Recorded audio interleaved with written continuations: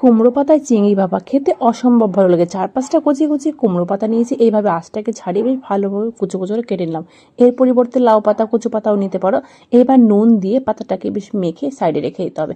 একটা মশলা পেস্ট করবো, 2 চামচ মতো পোস্ত, 1 চামচ মতো সর্ষে সাদা কালো আর 3-4টে কাঁচা লঙ্কা, কিছুটা নারকেল। এটাকে পেস্ট করে টিফিন বাটিতে নিয়ে নিলাম। আর কুমড়ো পাতাগুলো দেখো একদম নরম হয়ে গেছে।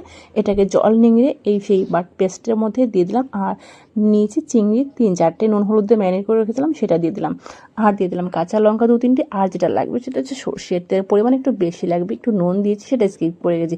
সব কিছু বেশ ভালোভাবে মিশিয়ে এবার ঢাকা দেবো। ঢাকা দিতে ভাপিয়ে নিতে হবে লো টু মিডিয়াম ফ্লেমে 5 থেকে 6 মিনিট। কড়াই জল বসিয়ে দিয়েছি, জলটা গরম হয়ে গেছে। এবার ঢেকে মিডিয়াম ফ্লেমে 5-6 মিনিট মতো ভাপিয়ে নেব।